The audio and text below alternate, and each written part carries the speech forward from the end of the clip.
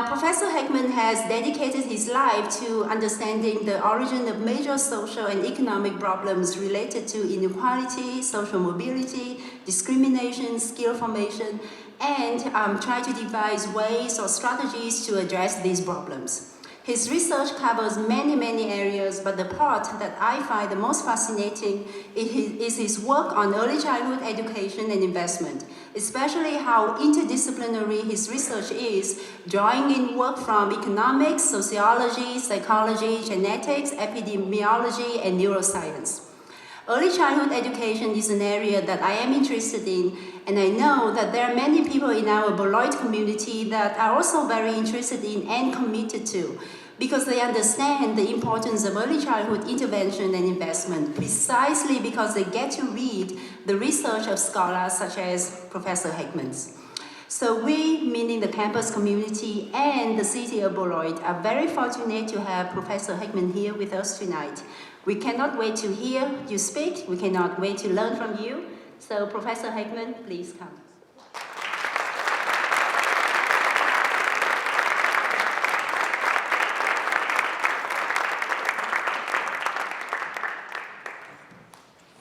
I want to thank Professor Fan for that very kind, probably overly generous introduction. And I don't know if I can live up to her expectations, but I'll try.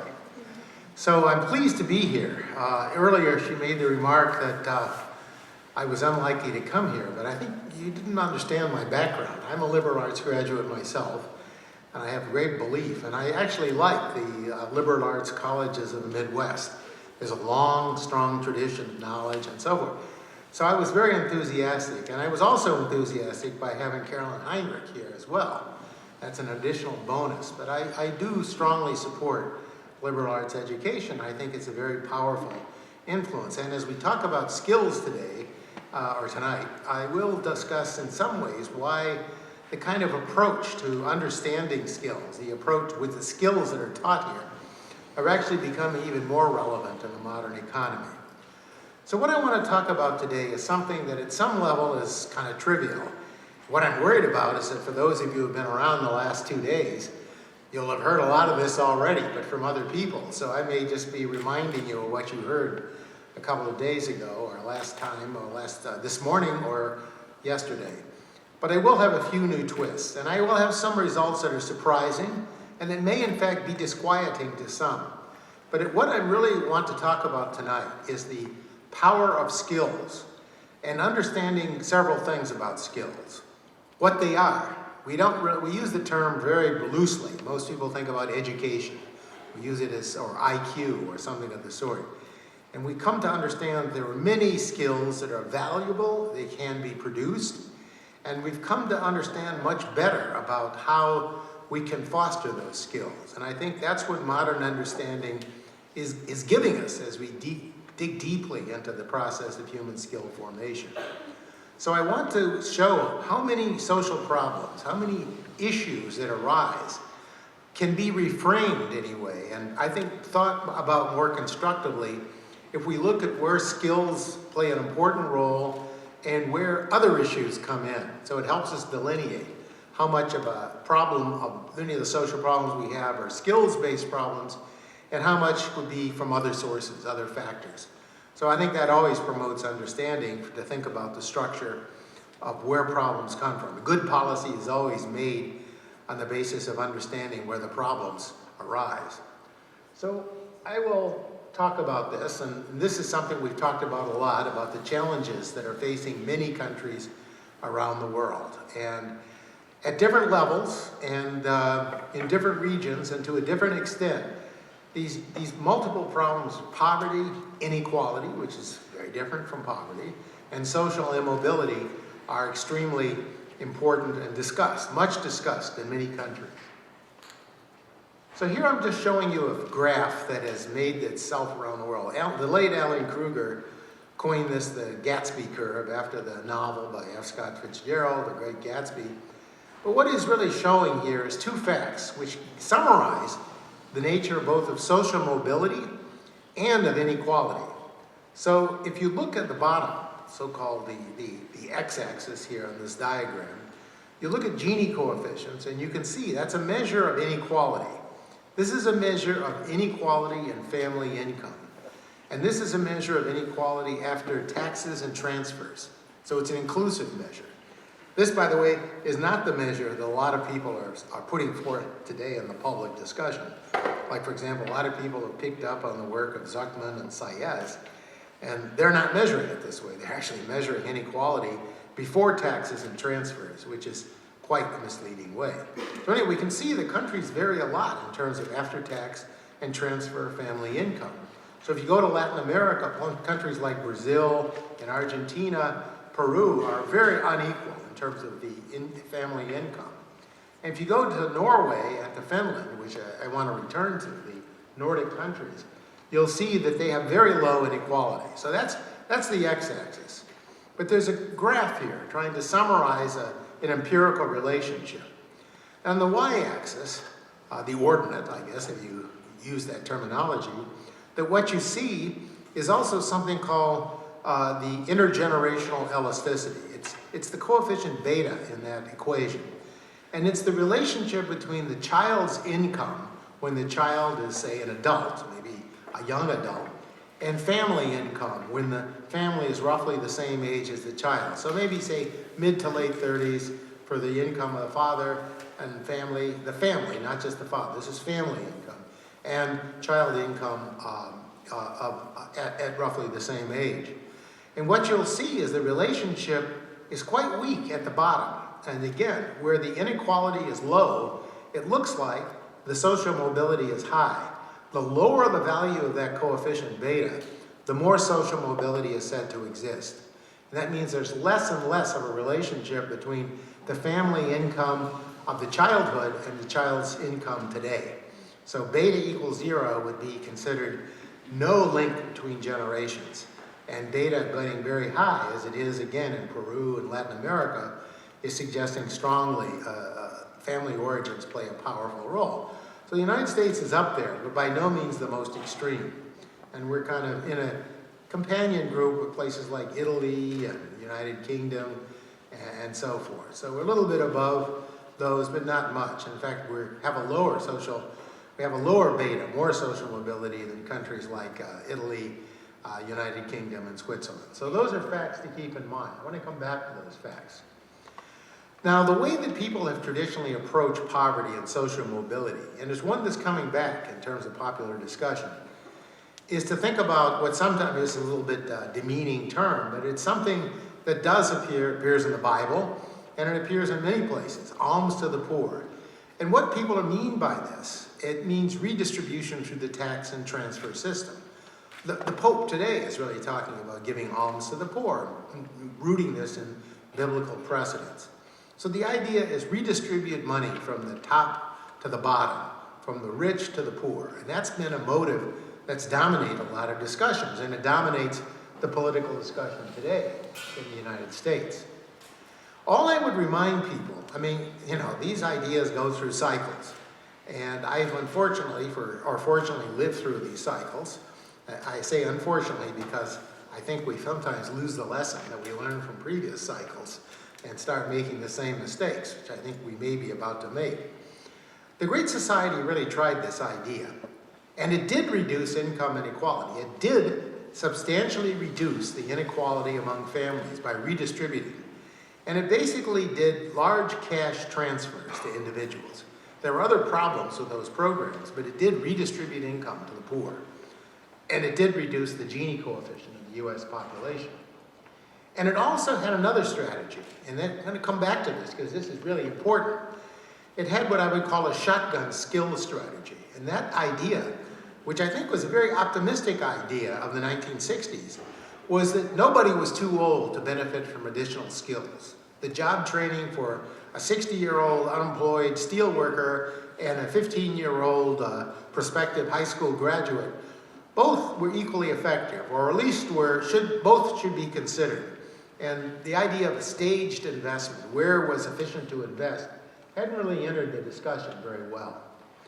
And so we know that the war on poverty that Johnson launched a number of years ago, back in 1964, 65, basically did redistribute income. And it did create what many people would call poverty enclaves. It Welfare policy basically was targeted to some people, and it had the effect that people didn't anticipate, but in order to kind of avoid issues of people who weren't really truly poor being included in those programs, created these enclaves, and it detached the poor from society. And that led to this whole movement of concentrated inner city neighborhoods that were exclusively poor and sometimes quite removed from where the jobs were.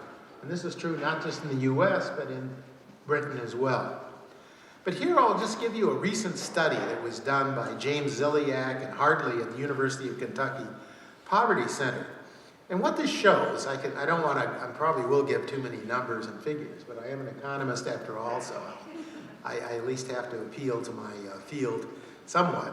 But here are the ideas, notion that what's the correlation between the parents' participation in welfare programs, in other words, being poor by the standards of the day, and the parents' generation. So the children and the parents.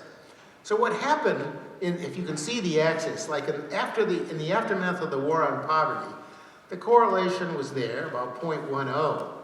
But what happened over time, when these cash transfers were applied, and then also when they were withdrawn, the correlation actually rose, if anything.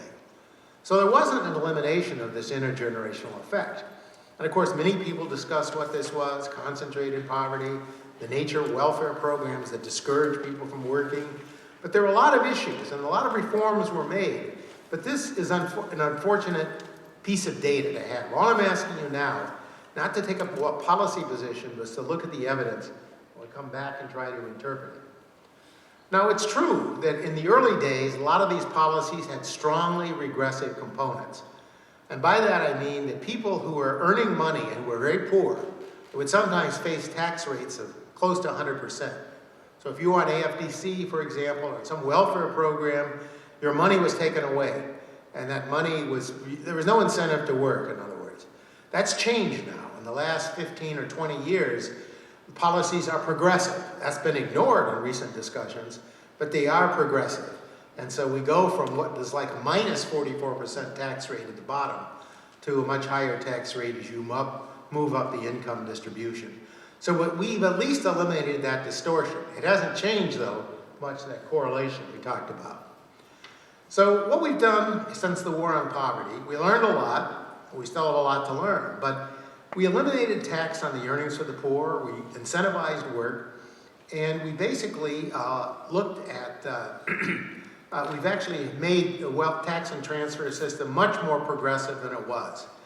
And frankly, I really truly don't understand this campaign that's going out there. Some of the political candidates have picked up on this work, claiming that the US tax system is flat across different income transfer levels, and it's just not true.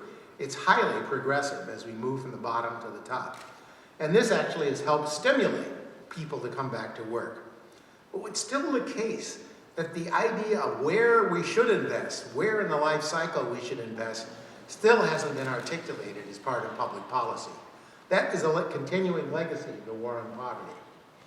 So what I want to argue is that if you want to think about alleviating poverty, we want to build skills and not rely on tax and transfer policy. But unfortunately, it's tax and transfer policy that has traditionally received attention and is now receiving a lot of attention. Tax the rich, subsidize the poor. Maybe that's a good idea, but if we're going to think about eliminating long-term poverty and certainly promoting social mobility, the track record for that is not that good. So I want to argue there's a better way. And the better way was kind of hinted at in the early days of the war on poverty, which was to build skills. But I think we understand much better how to do that. And I want to talk about that today. So what we know, and it's important to know, is that skills are major determinants of flourishing lives. Now maybe that sounds obvious, but what's happened in much discussion when most people think about skills, and I would bet most of you would think mostly about education. Say, get college education. That's what a skill is. Education is part of that bundle. But there's a lot more that we've come to learn. But the logic for that is illustrated by this diagram. This is showing you where income inequality is increasing in the US population. And you can see these are the real wages. of full-time workers now. It doesn't include all those people out of the labor force, doesn't include even the part-time workers. But if you look at the top, you can see the rise in the trend of real weekly earnings has been very high for people with degrees beyond the bachelor's degree. For those with a bachelor's degree, there's been a real run-up, but it's not as strong. And actually, for those at the bottom of the distribution, the wages have stagnated or have gone up only a little bit. That's changed a little bit recently, but nonetheless, it's empirical regularity. And so this is based on education alone. So this suggests that education plays a role. But it doesn't tell us exactly how do you get people to get more education? What are the determinants? Is it a question of just building schools or something else? And so what I'm going to argue today is that we should really think about promoting inclusion and social mobility by fostering skills. And those skills will give us a more productive economy. But more than just a productive economy, it's also going to give the individual whose skills are enhanced dignity, agency, and the ability to engage in the larger society.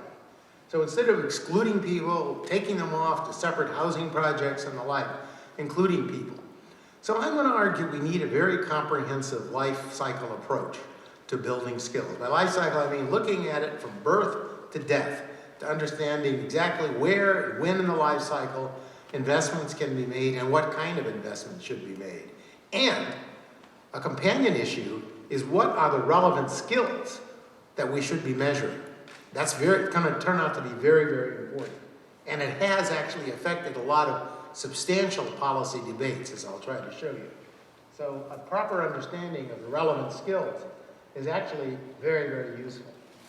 So let me just show you a figure that actually is out there explaining the first 30 years or so of rising income inequality in the United States. Now I've used two measures, the Gini coefficient, which I already introduced as a measure of inequality. Most people have an idea, the higher the Gini, the more unequal the society. But there's also another ratio, which is what the income is of persons at the top of the distribution, the top 90th percentile. So not the top 1%, but the top 10%, and at the bottom 10%. So that's a measure that other people use as well. And if you read down the rows, what you'll see is something really important in terms of determinants of inequality. It surprises people to find out how important household structure really is. If you have a growth, if you look, for example, at the household structure, and the growth, a lot of single parent and single family unit structures compared to two-member structures, that turns out to be a growth of inequality, a source of inequality growth, because the family simply has less resources, and there's a lot of difference by education and other social classes in terms of how family structures are determined. Male employment or unemployment has contributed very little to this over that period.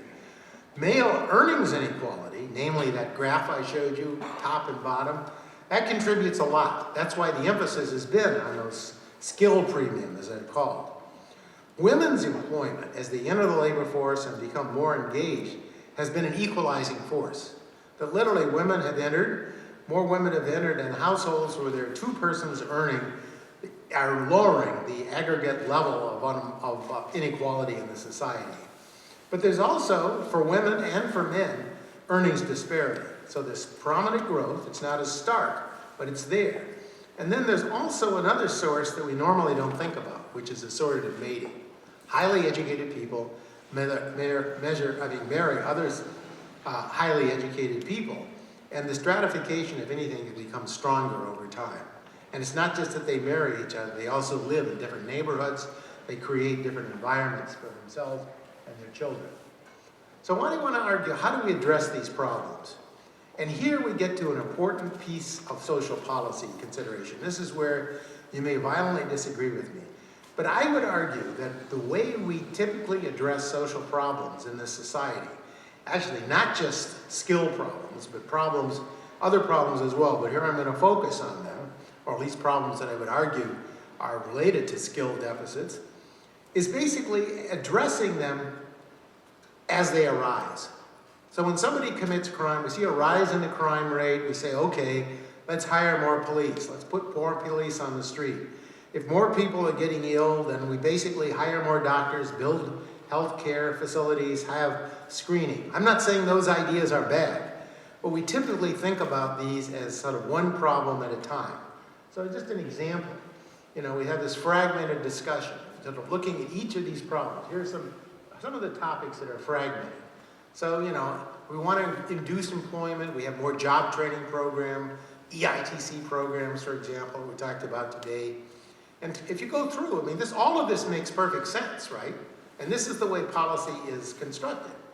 But I want to argue that to supplement this, and maybe to replace some of this, is to understand the more basic core skills giving rise to a lot of these problems. It's not just that there's a crime problem or there's a health problem, but it turns out that these basic skills that I'm talking about generate a lot of disparities across all these dimensions. And that's not what's fully understood. Like, for example, I don't know in Wisconsin, but in some states, and certainly in some provinces in Canada, there are something called human capital departments that recognize the synergies across different areas, like criminal justice, health, education, and so forth. But usually there's a Department of Education, there's a health program, there's a program for fighting crime, and so forth and so on. And these programs rarely communicate. They don't see any reason to. It's not understanding that there's a skill-based problem that actually... But I want to argue that this approach is not necessarily the most effective one. And these problems and their causes are very strongly interrelated. So I want to think about rethinking. So the question, putting it in a more colloquial way maybe, is should the squeaky wheel get the grease? That's a kind of understood problem. And I would argue that it does. In social problems, if something is really looking bad, we start working on it. And it makes perfect sense because, we can think of hundreds of problems that might arise, but if it hasn't arisen, why worry about it? That's the notion. But there is a reason a little bit. Should we wait for problems to appear? It really crucially depends on how well we can predict these problems at different stages of the life cycle. And to think of more appropriately about where and when it's appropriate to think about building the skills. So I want to talk about some work by a very well-accomplished psychologist and child development expert who's at University College London and also at Duke. Terry Moffat is her name. She's first rate. And she has a paper with her husband and some others looking at data from New Zealand. There's a cohort of individuals who are now in their mid-40s, late 40s, so-called Dunedin cohort. And these children have been followed over their lifetimes, at least up through age 45 or so. And so what happens is very detailed documentation about the lives of these people, the health, the mental health, various physical, and measures of various kinds of skills. And they claim, and I don't know the exact reference, but I'm going to take their word for it right now anyway, that basically Fredo, back in the late 19th century, argued that 20% of the actors in society account for 80% of the problems. So they just ask, is the Pareto principle alive and well in New Zealand? Well, I'll show you. Whoops. It seems to be that in New Zealand anyway, a high-need, high-cost population, and by the way, she excludes the indigenous population from these analyses. So these are all European origin New Zealanders, not any Maori or any of the other minorities. So not getting into that question here, just looking at the European origin population. And what she finds, and they find, is that there's a strong concept. A certain group of people is actually creating most of the cost in the larger society, substantial. Because can we identify that group? And what are the risk factors? Carolyn Heinrich talked about some of those today in her adverse child experiences. So it's not 20% here, it's 22%. But here, that same 22% of people, they account for 66% of people on welfare, 77% of fatherless children, smokers, excess weight, a little lower but still there, and things like prescription refills, and 81% of the crime. Just criminal, confirmed participation in crime. And the question is, so here's an example, that 20% of it's like a Pareto curve, really, income inequality. Pareto did cook up the Gini coefficient after all, but Nonetheless, 20% of the cohort members, 80% of the social welfare benefits, just to look at one program. And this other group, which turns out to be about 30%, have a very tiny imprint in the social program. So these are people who are low imprint groups. They don't show up in many of these costs to the larger society and to themselves. So what do we know about those factors? And Carolyn talked about the ACE, or adverse childhood experiences. And here it just kind of summarizes that at a relatively early age, if you look at measures of intelligence, self-control, socioeconomic status, and maltreatment, at those ages, those are very strong predictors of what happens in membership in those programs, those high-risk programs. So that's something that is important, and I want to come back to it. So those factors we know. So there is at least a lot of risk factors that suggest there might be a good reason to at least target those populations. It isn't just a random targeting. There is some of the behaviors can be more or less predicted, at least partially predicted. It's not that we can predict lives perfectly. So what I will argue is that if we think about these achievement gaps, most people are still looking at schools, looking for schools, public schools, kindergarten, sometimes colleges, community colleges, and so forth, to solve these problems. And I think what they've missed, as many of you have talked about, the chairman just talked about in the introduction to me, was basically the fundamental role of the early years, which I think are suggested by Moffat's analysis, and a lot of other analyses that role. But here I think when we think about skills policy, we have to go well beyond schools. And it's true, if you go to these conferences among informed individuals, well-meaning individuals, people who want to try to improve the lives of the individuals, they still look to the schools. They look to the schools in a way that I think is somewhat misguided. So what we've actually found is, yes, education plays a role, but there are a lot of other skills that matter. Cognitive skills, social and emotional skills, and what I also want to argue is the ability to deal with complexity, the ability to kind of reason with new situations. These have been shown in recent research to play a powerful role in making people adaptive to society, promoting economic productivity, and enhancing the welfare of the people who have such skills. So what I want to argue is that so-called soft skills that have not received much attention have really come into attention. They're being measured now. So for example, for many years, the OECD, this group in Paris that really organizes modern industrial data on modern industrial countries and policies, has been collecting something called the PISA score. If any of you have ever gone to China, you'll know that the Chinese are very proud that Shanghai has the highest PISA score in the world as a city. And it's nice they have a high PISA score, but even the OECD realizes that's only a tiny part of the story. The tests, the predictive power of these PISA scores is very, very low. So even the OECD these days is now collecting extensive surveys on social and emotional skills, understanding exactly how. And what are those skills? The motivation, the ability to show up on time, sociability, attention, self-regulation. Those things are extremely important and have come into realization now. Even the California School District now is actually monitoring, some schools are now monitoring the performance of schools, not just on test scores like PISA, achievement tests, but on these other measures as well. So this is coming to the forefront. And what people don't understand, this always staggers people who haven't seen it before. Economists, many have already seen this. But if you ask somebody, what percent of the lifetime variation in earnings, just take the full present value of earnings, is explained by differences in IQ?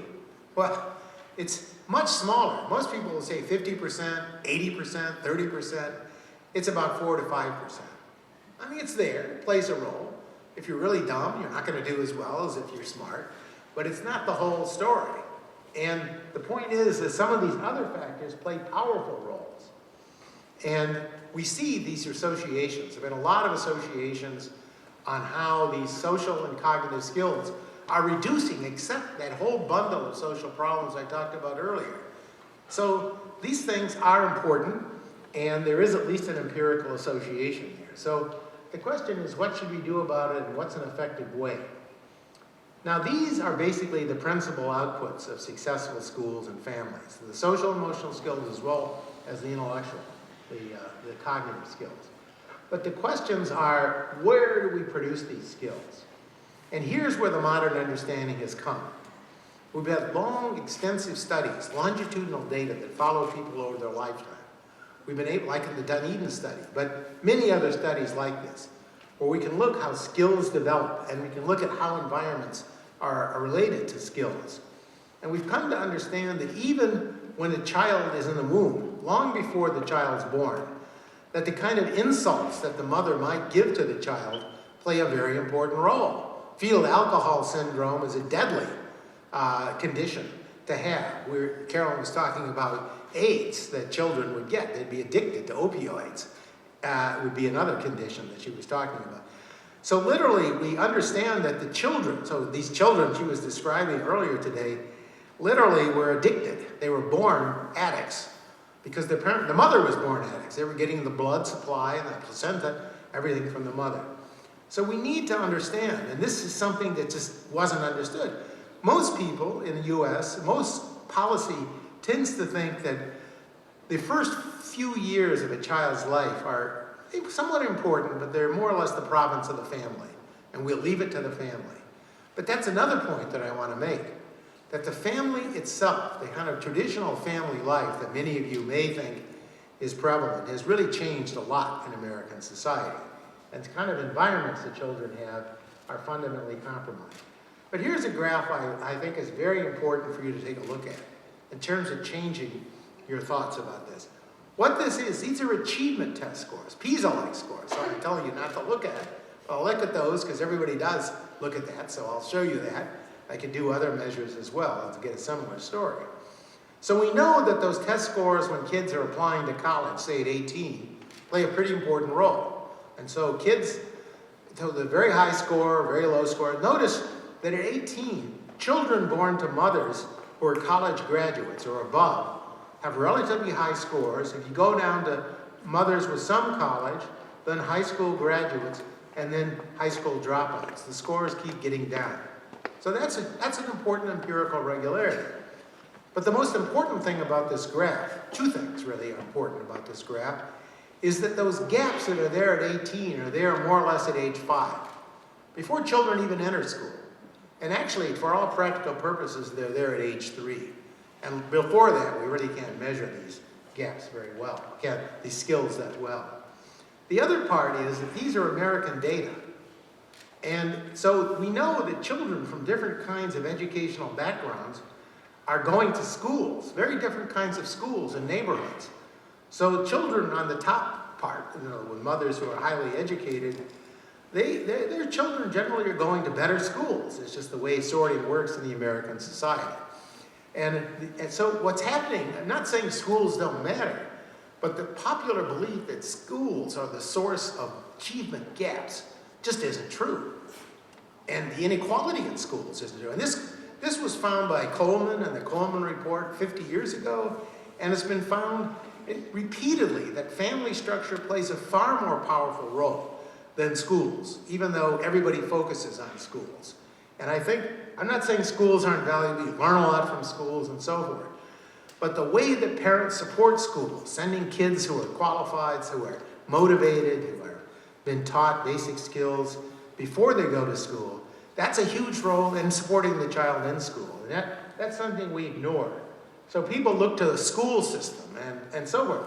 I mean, right now, the Chicago Teachers Union is strongly on strike, and many people are saying, look, we've got to have more libraries and nurses. All these things, I'm not saying that's a bad idea, but the whole discussion of that strike and the whole discussion of the Chicago public schools is thinking that the schools will be the ones that alleviate the gaps between the rich and the poor. And it just isn't true, but you'll still hear it in popular discussions. So it's true the schools play an important role. They can play an important role, but they can't replace the family. And they can only do what the family helps them do. So I think we need to understand that. So I'm running I don't have much more time. I'm running out of time, and I've just started, so that's okay. I can stop anytime you want. I have plenty of time. Don't say that, actually. Or if you say it, lock the doors so I can get So I really want to talk about these other environments that play a role. I don't want to trash schools. I think schooling is powerful. We know it's powerful. You acquire things, but the effectiveness of schools is really anchored in the effectiveness of families and supporting kids in school. So what have we done? So we've understood the importance of the early years and skill begetting skills. And what we need to understand is how families are challenged in American society. And those challenged families are having serious negative consequences on child development. So what I want to think of is I want to show you just some facts. And some of them are extremely familiar. I would guess they're familiar to you. A lot of you are social scientists or well-informed citizens. But what we've seen in American society is a fundamental change in the family structure. It just is. And this isn't restricted to any particular ethnic group. It probably is restricted to a group of people who are less educated. That certainly is true, that it's concentrated among less educated people.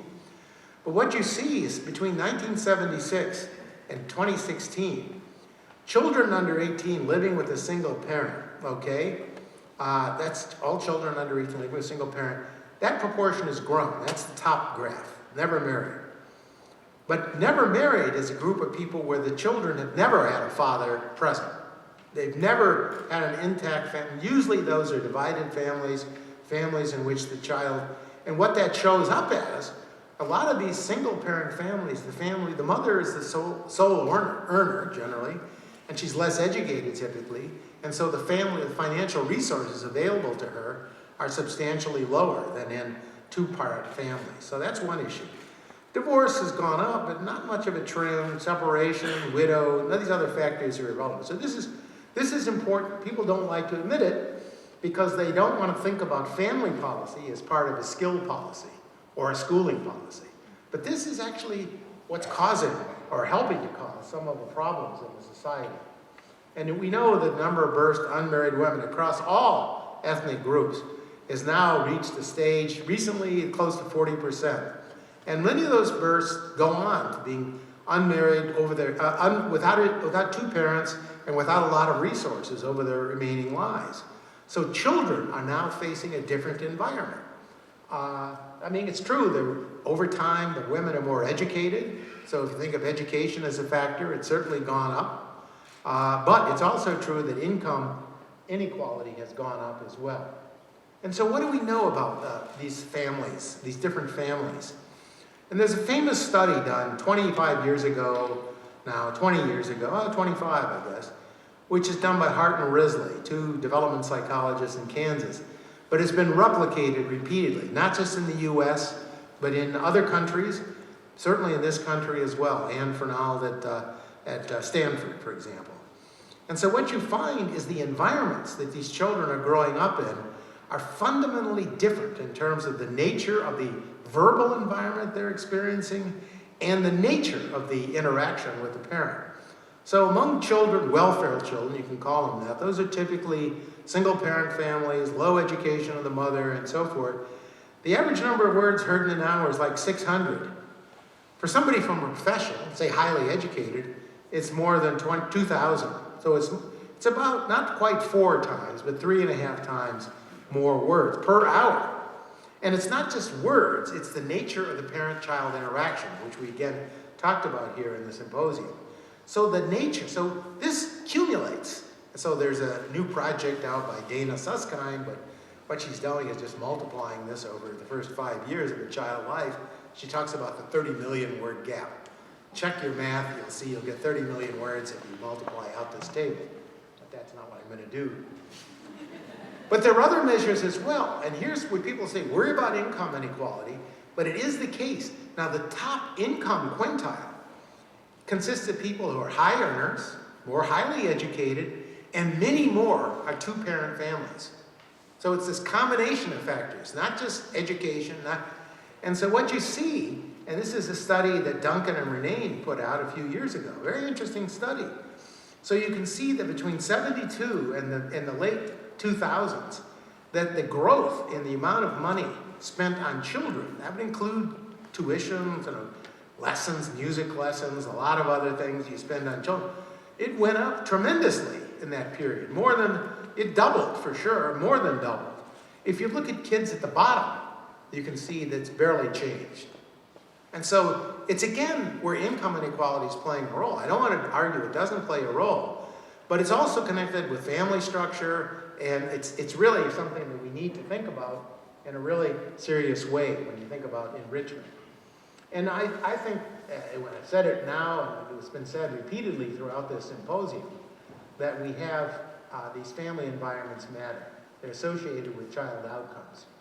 Now, just as a side remark, if I went back to that figure, many people, I would guess, say in 1920, if they looked at this graph, they would give a genetic explanation. And some people still do. Like the bell curve by Herrnstein and Murray really says, here's the idea. Well, look, the kids on the top are born to mothers who have got education. They're smart mothers. So they have a high genetic input. Their kids they inherit the smarts through the genetic transformation. And so it's smart kids with some smart mothers, and they do well. So it's purely genes. That's the story. And by the way, a lot of people still believe that. They still argue that you can't change, that genetics play a powerful role.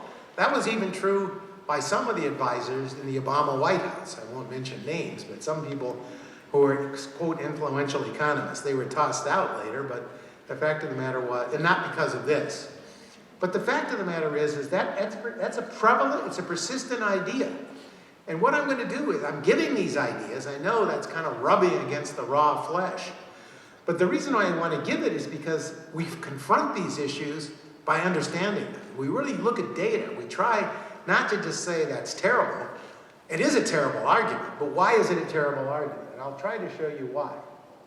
What we do understand, and I'll show you some examples right now, is that targeted early childhood programs do reduce these gaps. And they can even reduce gaps in IQ, certainly in social and emotional skills. So if you thought of those gaps as something that was just acquired at birth, a trait, that would be wrong. And that is where I think so many of the flashpoints make. People talk about genetics, they talk about test score gaps, and they talk about it in a way that it's somehow some invariant trait. You're born with it. You're born with a PISA score or an A. That's just not true. You can influence that, and more motivated children will get higher scores in general. And so, anyway, I'll just show you some evidence on this. And what we do, and what I think, and this came through in the discussion last night, so I realize some of you weren't there, and so I'm trying to put together some ideas that have been out there in the last 2 days. But we've talked a lot about the importance of interactions between parents and children, and the successful interventions are those that stimulate those. And so the nature of and level of parent-child interactions vary greatly by the social and economic status of the family. So here's an example. I'll show you a couple of programs that, and you tell me when, give me a 5-minute warning anyway, right? 10 then, whatever. So I'm past the 10-minute time? Okay, fine. Okay, so I'll just give you 2 examples, but I want to be clear about these examples. I'm not saying this is it. Here's the final evolution of thinking about these programs. This is not it. In fact, I don't think either one is this. It's just evidence that now comes. The reason why this evidence is so compelling is these are randomized trials where people in the study have been followed for 40, 50 years. So we actually now know people randomly assigned to this treatment group and then followed for long periods of time. And without much attrition. So it's not a biased remaining sample left. Some people died, for sure, but most people survived and were tracked. We can thank of that to NORC. So Tom Hofer's here, and and NORC has been amazingly good at tracking this data down. So what I want to look at, and this is a graph that really I think is wonderful. I don't know how many of you have recognized the name Arthur Jensen. Does anybody know Arthur Jensen? Ever hear of Arthur Jensen? Okay, wait, but any younger people? Okay, there was a big controversy back about 50 years ago, right? It was like 69, I think, was the time. And Jensen looked at a study, it was a Head Start study, down by Westinghouse. And what he found was that, kids in this program got better IQs, but after a while, after a few years, the IQs were no higher between the treatment and control group. So Head Start was a failure. And Jensen's analysis was this was genetic determination. There's nothing you can do about these dumb people. And that was really Bernstein and Murray's point of view. They just reiterated the Jensen findings. So that was a big issue, and it remains a big issue. There are a lot of people who are still advocating this point of view. So look at the Perry program. Randomized trial, we followed it 50. Look, here it is. This is the Head Start study. This is what Jensen was talking about. The Perry study improved IQ for a while, when kids went from 3 to 4. Definitely, they were very similar at entry because they were randomly assigned. Then the kids in the program had a big shot at IQ, and the early evaluators of the program were thrilled. If you read the local newspaper in Ypsilanti, Michigan, where this was conducted, everybody said, wonderful success. But then, if you kept reading the newspaper, you'll notice that as you went into 5 and 6 and 7 and 8, the two curves started coming together. And so it didn't look like there was any effect. And so by age 10, there was no effect. And that's more or less, if Jensen had looked at that, he'd say, this is another example of my wisdom. But I will just tell you some facts about this program. I already told you all that. And I won't repeat myself. But it wasn't a failure. So we do have this fade out of IQ, which many people focus on. But nonetheless, when we look at their lifetime, their earnings, their avoidance of crime, their health, a number of dimensions of their social performance, the economic rate of return for these individuals was 7 to 10% per annum. Very high rate of return, and that's after taxes. It's something that any good economist would account for. Any distortion of raising tax funds, even though I don't think these were tax funds that financed it, being very conservative. That's a very high rate of return. And what was the source? It worked primarily through the component that nobody thought was important, namely social and emotional skills. And these people were more engaged. So even though their IQs weren't higher, it turned out that their achievement scores were higher. And the reason is achievement is not just IQ, it's how much people learn. And if kids are motivated in school, even for the same ability, they're going to learn a lot more, and they did. So across a number of dimensions, these kids got more engaged, and they stayed engaged over the whole, much less crime. And what's interesting is in terms of the work of Terry Moffat, it really turned out that Moffat has this work showing that there are 2 cycles of crime. There's an early onset of highly aggressive crime at 3 and 4, and then there's another cycle in the adolescent years that starts about 14, but the adolescent spurt goes to 14, then it comes to an end like at 25. The early onset crime lasts through a lifetime. Those are the career criminals. So she's isolated. Very interesting result. Turns out Perry happened to target her group, the ones at 3 and 4, who showed those early manifestations of high level of aggression. And that was one of the benefits. So and what is very interesting, and this is a paper I just finished last year, is we not only know the kids, but we have the kids of the kids. These kids now are not kids anymore. They were kids when they were randomized into the program, 3 and 4, but they actually now are in their 50s, and they have children of their own. So we can ask, how are the children of these original participants doing relative to the children of the controls? And here's an example that the kids, in terms of never suspended from school, but literally many more treatment kids are not suspended from school. They complete high school. Not arrested, and on and on and on. In terms of many measures of social performance, their lives are more flourishing. So it continued on to the second generation. It wasn't just the kids themselves. So I think that's an extremely important finding. And the mechanism producing these effects, so this is actually what we can look at among the male participants. The results are primarily among the male participants, but not exclusively. So what happens is during the lives, say when the kids are when they're parenting, when they're in the age, many more of the male participants are likely to be married. Two parent families, have more income, and so there's a stable marriage rate precisely during the childbearing ages, 20 to 40 or so. And among the controls, it's much lower. So what you see is the family environments were improved. That's kind of a major mechanism. And the ABC program is another program I probably shouldn't beat to death. The only thing that's interesting about that, it's interesting in its own right, is that this program started more or less at birth. And it followed kids through age 5. Very intensive program. It did raise IQ that lasted to 21. So we do have some hint that starting early can actually substantially boost IQ in a permanent way. But it had all these other effects. And one thing that nobody suspected at the time we did it, this is a paper we published in Science a few years ago, that if you look, for example, at measures of health, and we wouldn't think remember when people were launching these programs, they wanted to raise IQ. They weren't thinking about health. They weren't thinking about all the crime so much, just IQ. But if you look at the measures of health, what you see is that the health was considerably improved by those in the treatment. And what was the mechanism? It was through self-regulation, the ability to follow medical instructions, the ability to govern one's life more wisely. And there was less addiction and so on and so on. So there were, these people then controlled their lives in a way, it empowered them to have more self-control. And so when we actually compute the return, including the health return, we get rates of return about close to 14% per annum for men and about 10% for women. And that's again adjusting for taxes and all the distortions of collecting taxes. So it's a true real rate of return. And what's interesting too, if you look at the components of the benefits, now there's some controversy about whether you should count some of these, but if you look at the total benefits and the cost was high.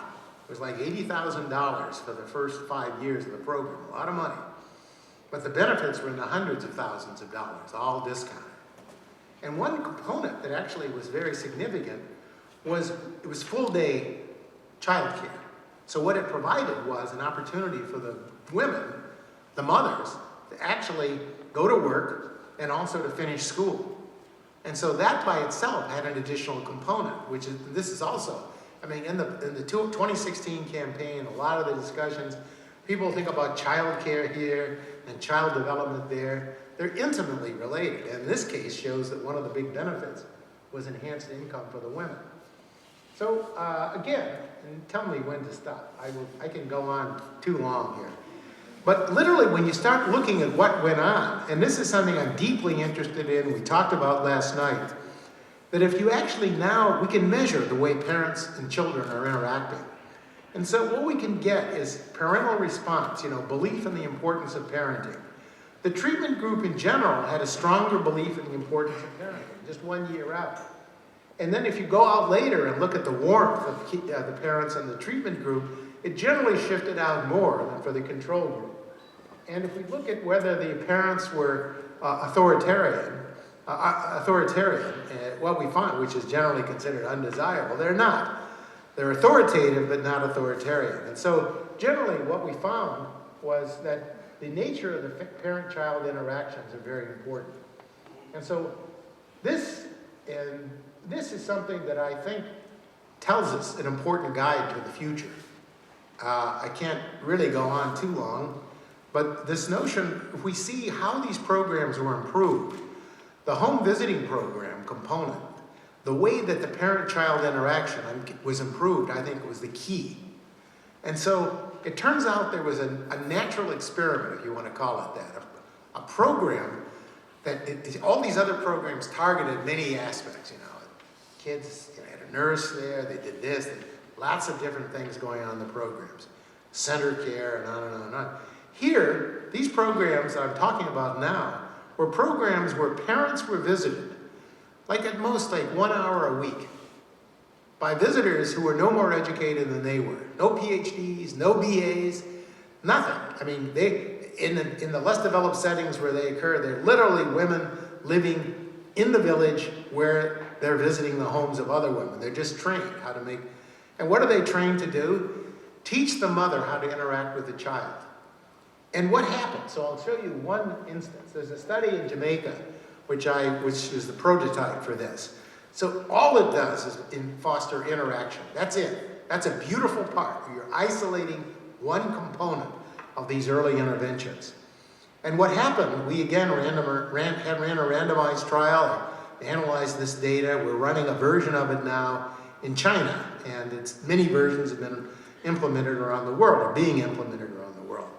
And so what happened was, when we followed these kids out, randomly assigned again to treatment and control, but just a home visit, a simple home visit, what did we find? We found that when you looked at age 24, these are the 24 outcomes, we're looking at age 30 outcomes, that literally the kids are more likely to have a job, the treatment kids, this is men and women, current job, much more likely, average earnings higher, in school, higher schooling, treatment effect, and having higher cognitive and non-cognitive skills, much less likely to be expelled from school. So they're more engaged. And I'll just mention in passing, since I'm really running out of time, there's a companion program, not companion, one that was independently launched in Ireland, in the poor neighborhoods of Dublin, doing more or less the same home visiting. And if you look at it, I mean, it's really designed very similar way, an hour, 2 hours a month, that's it. So fortnightly home visits, every 2 weeks, right, fortnightly. So basically what we get then is a very low intensity program. So these kids have had like 51 hours of intervention over 5 years. That's dirt cheap. Sounds like impossible. But what was the intervention doing? It was teaching the mother to interact with the child and fostering. And what came out of it? It looked like not only cognitive ability was fostered, looking at this out now, the kids are at age 10, but here we're looking at kids at age 6, and we can see that in many dimensions, the treatment group, they're more autonomous, they're more competent, and they have less problems with hyperactivity. And the attention management is much higher for the high treatment group, and verbal ability and body mass index, and so it's this parenting aspect, which I'm convinced is important. I think the evidence is accumulating. So I will skip past this. But I will tell you that there's other evidence as well. This was asked yesterday as well. So we just stop with early childhood? No, that's nuts. By any measure, it's nuts. Some people say, at age 3 we stop, and we can lock the kid up in a closet, and that's again, it'll emerge as a genius at age 8. No, that's nuts. But I'll give you some example. In Chicago now, there's a charter school that was set up by the University of Chicago. And there are many interesting features. There's a successful elementary. This is by Steve Raudenbush, Lisa Rosen, and Tony Breich. Ran this charter school for teenagers, for children in predominantly disadvantaged areas. Chicago, inner city Chicago. So primarily African Americans, but some Hispanics. So what happened to this program? What was going on? Well, kids who were in this program, if you were studied at 8th grade, they were randomly assigned again at 3rd grade, 4th grade, and 5th grade. They showed much greater gains in terms of achievement test scores and in terms of the ability to function in classes, the winners and losers.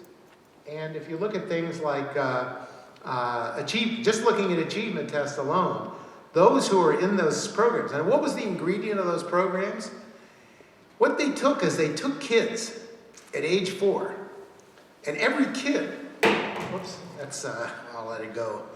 Every kid, it's giving me a signal, right, I guess. But literally every kid was given counseling, and no kid was allowed to fail. So if a kid wasn't getting at level, they'd go back and they'd work with the kid. It was individualized learnings. I would argue that's like a form of parenting. It's a form of mentoring, which I think is the universal ingredient.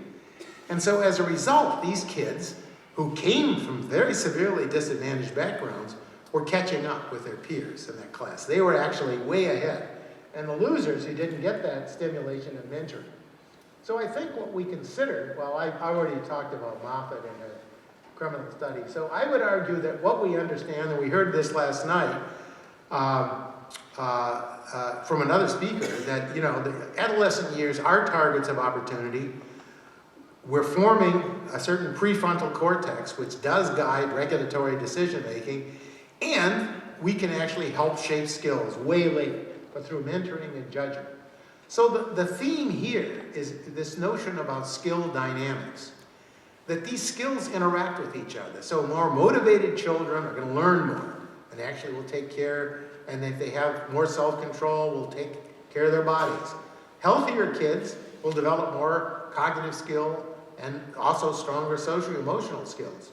And more cognitive people will read the instructions, they'll know read the health warnings and so forth. So there's a dynamics that goes on here. And this dynamics is a powerful dynamics. And I will just throw out a technical term that economists use, but it captures the idea. It's called dynamic complementarity. It's a very simple idea, but I think it's a powerful idea. And it's been shown here in many graphs, so I'm hesitant to re-show it, but I'll show it anyway. What happens is the investment early is building the skill base. And that skill base makes it possible to make more investments at later ages. So it's like a tree. I mean, literally, you think about a growing organism, a tree. So if the tree starts out in the middle of a drought, then the tree is not going to have a very good foundation on which to grow, and catching up will be very, very difficult. On the other hand, if the tree kind of builds a strong foundation, it's going to be easier to build. That's kind of anecdotal, but we actually can estimate that econometrically, and we have found that to be true. So investing early creates greater receptivity to investment. And so this is why this graph, which is totally misunderstood, I drew this graph years ago based on evidence. When I say it's the returns to dollar invested, this is not an empirical statement about saying the returns to schooling are intrinsically lower than the returns to prenatal intervention. It's not similar. What it's saying, if I'm God and I have this child in front of me and I can decide where to invest the first dollar, where would I spend it? And I would spend it in building the base. And precisely if I build the base, the reason why the return is so high is it means that I can harvest that base later. The kid's more motivated. So in going to college, we can get 22% rate of return to schooling. But for kids who are highly motivated and ones who have strong ability. So this is not a statement about current, this is misinterpreted. There was several papers that came out that say, schooling has higher returns than well, this is not the point. I'm not evaluating some existing program. I'm existing the effectiveness of the first stage of investment. And it's really understanding that those early years are highly productive. And they're so productive because they make the later years such a great opportunity for investment. Okay, so let me see. I don't know, should I stop or not? You tell me. I wanted to talk about redistributional policies because they're much on the table. I think there's a time limit here. You can have a show of hands. I mean, and there's also the Tebow type of, you can vote with their feet. So I'd like not to be the only person here in 2 hours or something. So, but let me talk very briefly because this is very much in the news. Redistributional policies. You're hearing column after column. Piketty, Saez, Zuckman, these people are being sought after and being quoted. And actually a lot of their facts are just very bad. They just are inaccurate anyway. But more than that, people are back and thinking about redistribution. Soak the rich, give the money to the poor. We're right back at the stage where the war on poverty was in 1960. Not learning from what we really had. So let me just give you some evidence. I have another project on the Scandinavian welfare state. The Scandinavian welfare state has been praised by everybody. Bernie Sanders has made that kind of his theme way before he ran for president. And he's not alone. Hillary Clinton referred to it. A lot of people referred to it. Scandinavian welfare state. It's a universal, it's a state. And what's the like about it? Now, I have some data from Denmark. I'm working with some Danes, and I have access to the Danish data.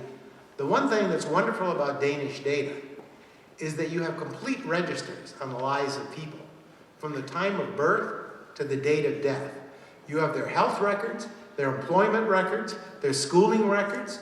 You know what factories they worked in, who was there with them, what classmates were there. So you can literally follow these people in a way that is amazingly rich.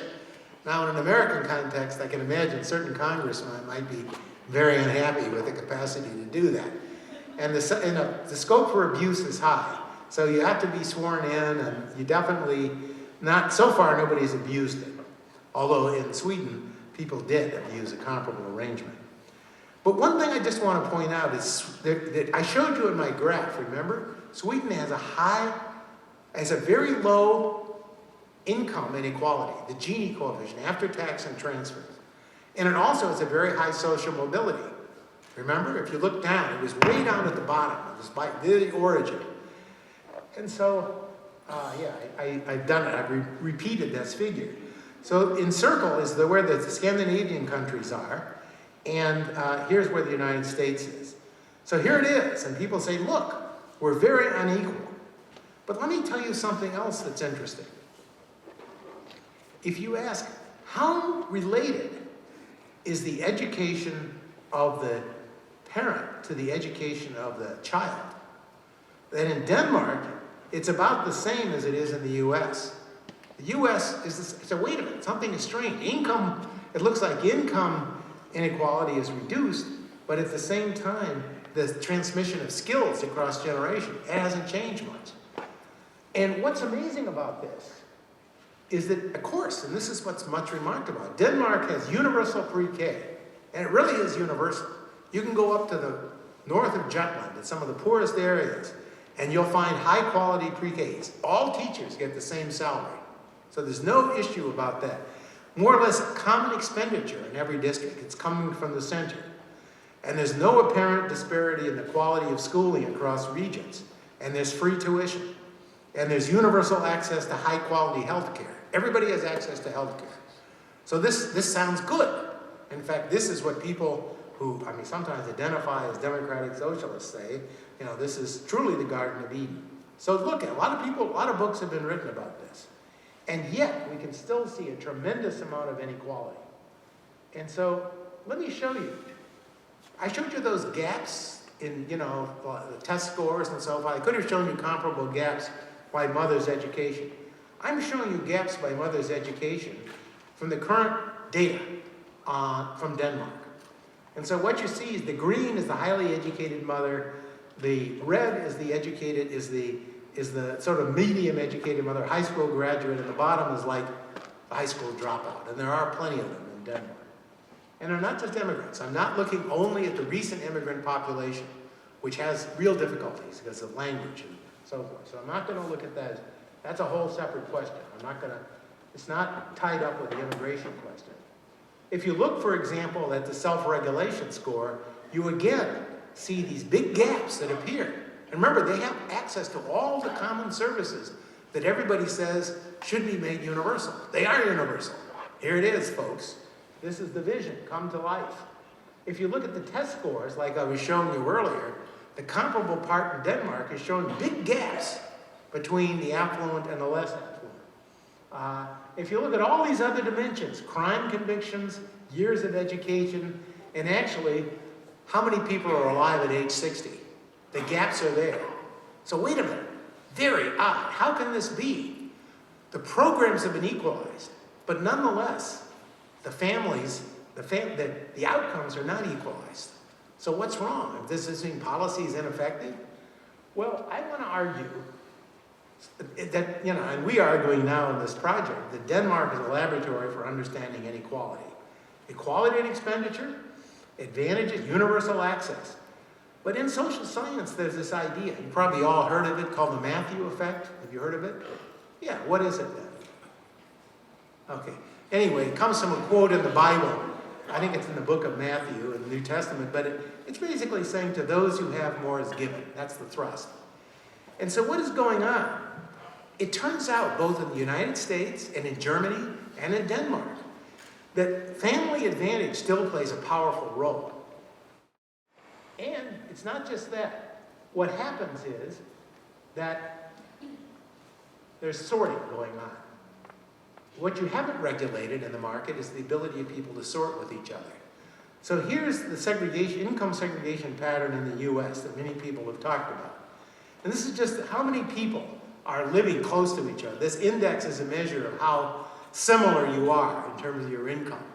And so there's more segregation at the bottom and the top of the income distribution. Rich people living together, poor people concentrated.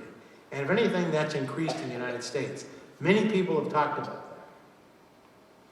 Here's the comparable graph in Denmark. It's also been increasing in Denmark. This is a worldwide phenomenon.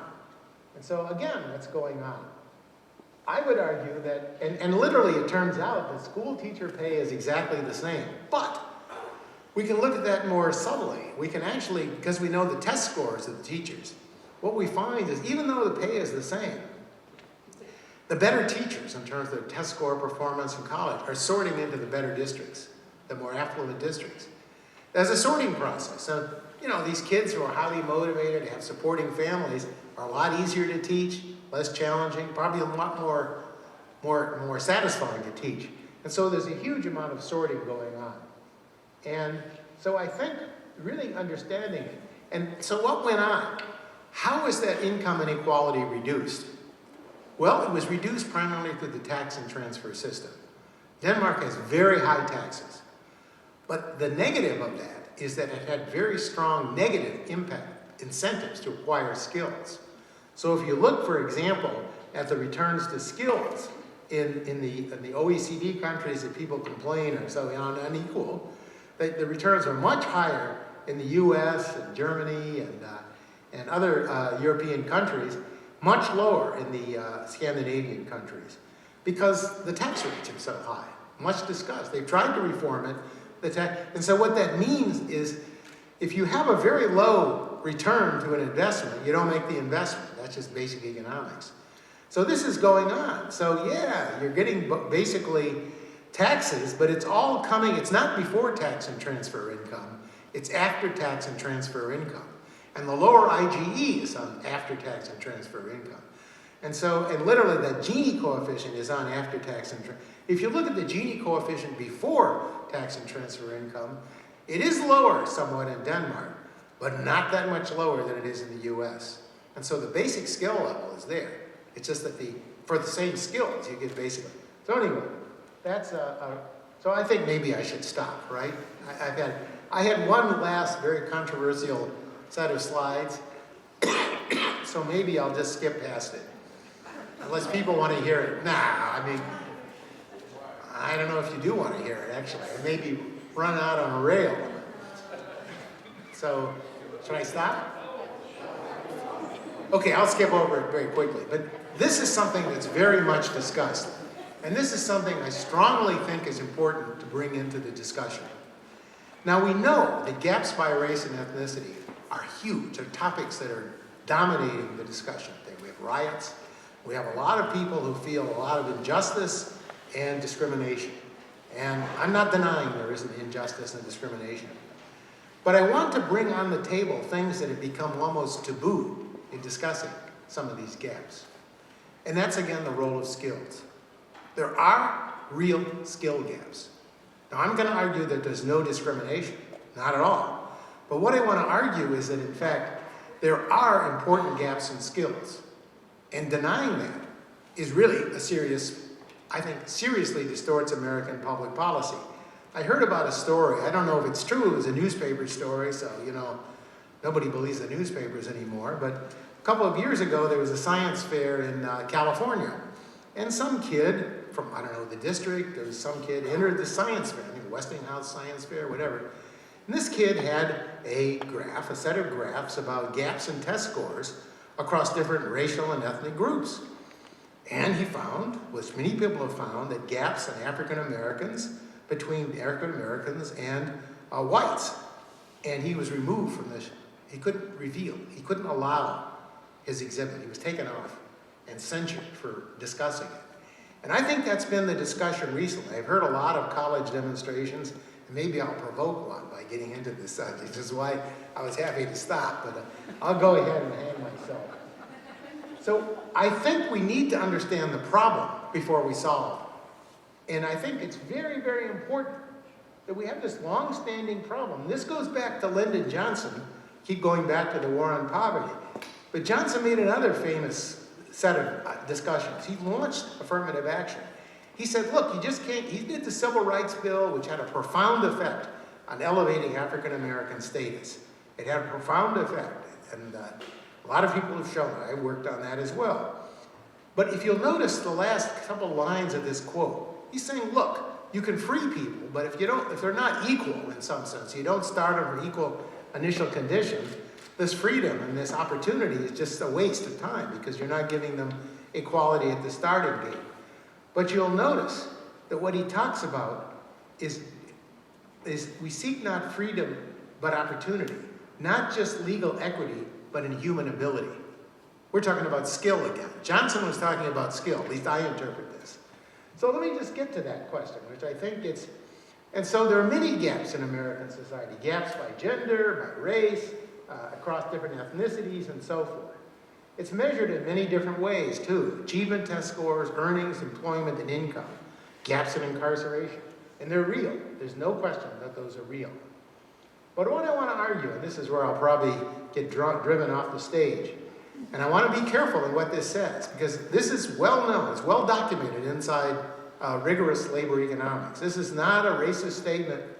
When I say overt discrimination in the labor market, I want to be very careful. What I mean is for people who get into the labor market, who have a job, and have a certain level of education, the gap between blacks and whites for people of the same qualifications is very small. If you control for ability, very, very small. And also, in terms of college admissions, if anything, it favors minorities because of affirmative action policies. So I'll just show you a graph. It's been documented by many other people, Derek Neo and others. So if you look at the gaps that are actually there, this is gaps there about 10, 15 years ago. If you look at the gaps, you'll find that male wages, now this is for workers. There are a lot of people who aren't working. There are a lot of people locked up in prison. There are a lot of dimensions to racial inequality. And I'm not talking about that. I'm just talking about for people of a given skill bundle, how much do they get paid less?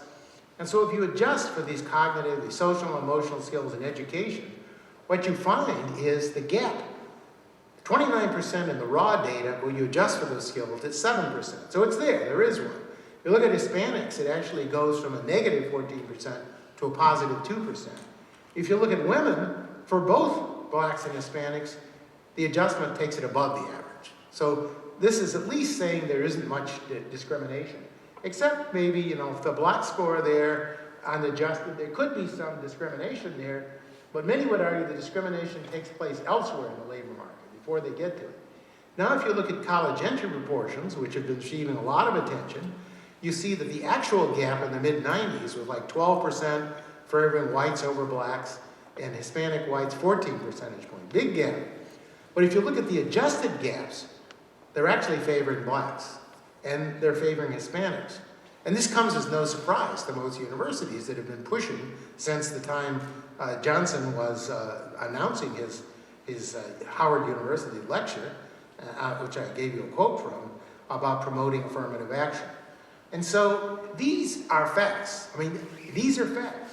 So that's something, and this just tells you what I was telling you earlier. We have some data on the probability of being a four-year graduate, how it varies by cognitive and non-cognitive ability. Huge gap, huge effects as you go from the bottom to the top. These ability factors are important. Graduating high school, the same. So what I want to argue is, like I said earlier, family environments have basically changed a lot, and there's some inequality across different groups. So we know there's a class gap in births. This is a class gap. This isn't a race gap. This is looking at people with high school or less. Many more percentage of births to unmarried mothers, up to 40, 50%. If you look for college graduate women, it's below 10%. It's about 8%. Very small, and no trend. Some college, there's been a trend, but it's less. So what I think we need to understand, and this is where I really should stop though now and just show you, summarize. We need to understand the importance of the family. We need to understand that families are the main drivers of children's success. We need to understand that there are real gaps, and we should understand them.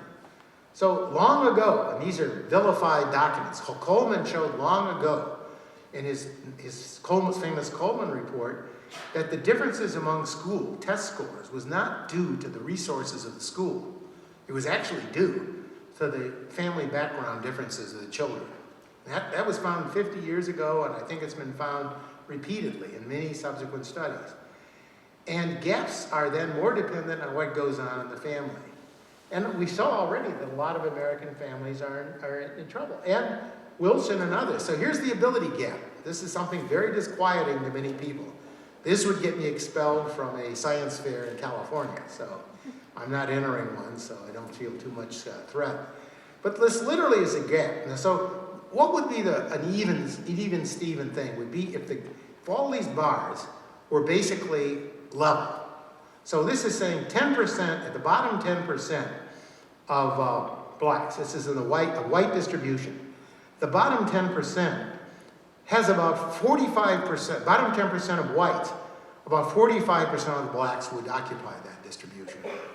And if you go up to higher level of quantile, say the 10th percentile, very few less. Hispanics is a little less extreme. And this is true for males and females. It's equal, more or less. Those gaps are real. Now, you may not like it, but it happens to be a fact, and it's been found repeatedly. Other measures, too, PIAT scores. So this is not some artifact. And these are things like black-white gaps and skill measures. They're real. They're real. There's no question about it. Math, reading, and behavioral problems. Also, something I would tell you, for those same graphs here, where you see these big differences, if we make a crude adjustment, this is about as crude as it gets, that I just look for family background, broken family, less educated mother, and so forth and so on, that you basically can more or less eliminate those gaps. Just very simple, and that's not a sophisticated analysis.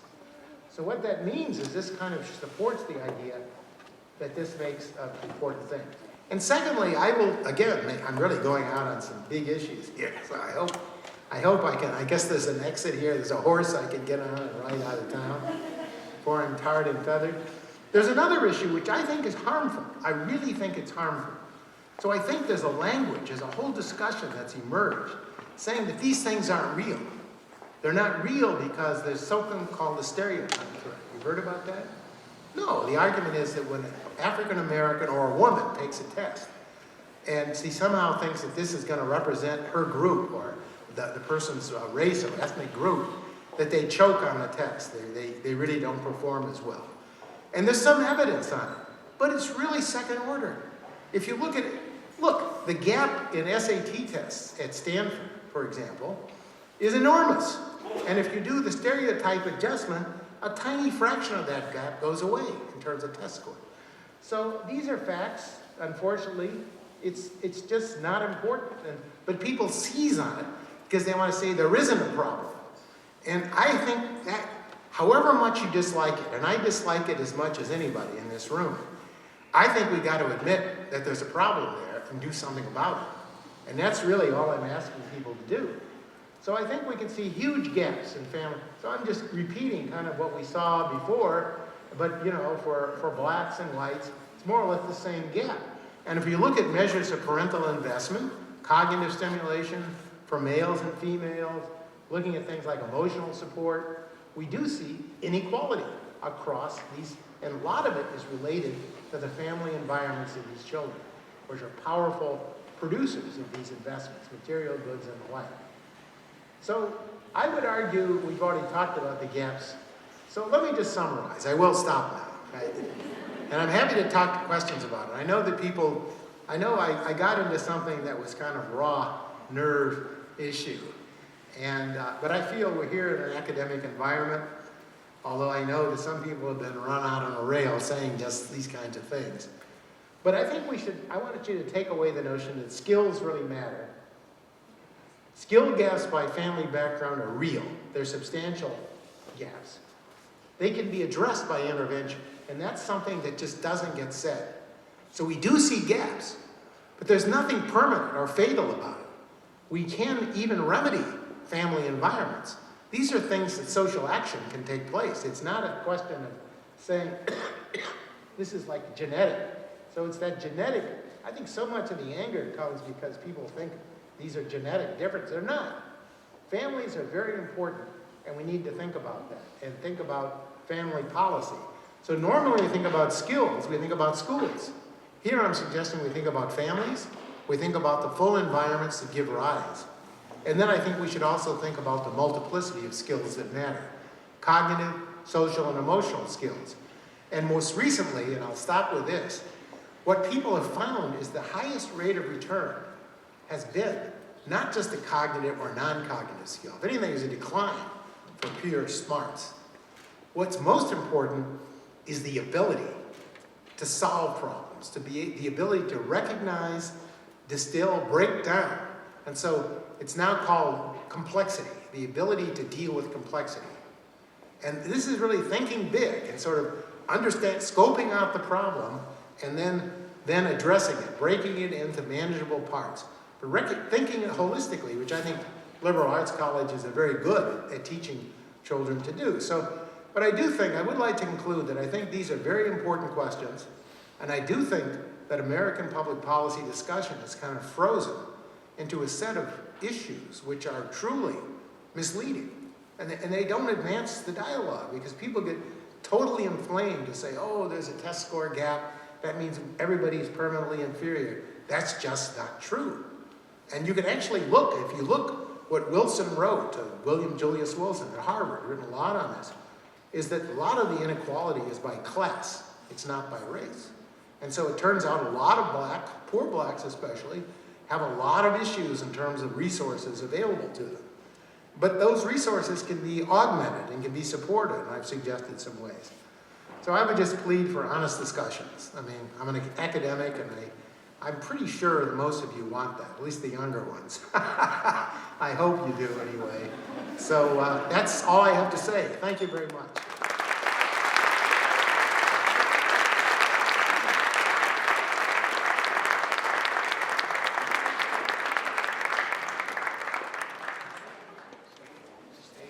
Hello? Okay, we have some time for questions. Hi, I'm Ruby Green. I'm an economics and critical identity studies double major. And this is kind of going off of something that we talked a little bit about in my econometrics class yesterday about IQ testing and racial bias. And a lot of these studies were done in like the 60s and 70s and using data from that time period. And I'm kind of wondering, Stereotype? like, or what? Stereotypes? Oh, no, just a lot of the data that you referenced was collected some of them were collected in the 60s and 70s. Oh, but those have been updated. Yeah, but like in those data sets in a time that like the IQ test was like really culturally and racially motivated, and that we can see that like specific like ethnic groups perform poorly on them because of their lack of cultural knowledge. Like, how do we control for that when we look at data collection in this time period, especially when this data was used to create public policy like forced sterilization? Well, you're going back not 40, 50 years ago. I was there 40 or 50. You're going back to the 1920s. I wasn't there, believe it or not. So, you're going back to a very early period. And like we discussed in your class, when was the first IQ test implemented on a wide scale in America? 1950. And it was basically implemented in part with the draft for the First World War. It was applied to men. And what was interesting about it was there were real gaps. This is the so-called Stanford-Binet. The Stanford-Binet test was developed in France, but applied in the US, and had a huge influence. It shaped our immigration policy and everything. Now, the original Stanford-Binet results applied to the US Army had some very curious results. And I mentioned this, but I'll mention it to the larger group. Who is the worst on that? Russian Jews. Correct. Russian Jews had the lowest scores. Southern blacks were much better than the Russian Jews. But wait a minute, you say, wait a minute. Now our stereotype would not deal with them now. You say, what's going on? Well, if you looked at those early tests, they were culturally bound. They asked people for facts about American society. A lot of these Russians were right off the boat. They didn't speak English really. The first time they'd probably seen much English was on this test. And so literally there were questions like who's in first place in the National League, you know, to recognize different kinds of cigarettes that were in vogue. So that led to this whole testing literature which tried to get rid of the cultural bias. And so in the IQ testing, we did get this development of something called the Ravens test that tried to get as cultural free as you could get, at least within modern societies, where people were looking at patterns. You weren't supposed to know even words, just this is to this, is that is to that. Those kinds of patterns of discovery and association.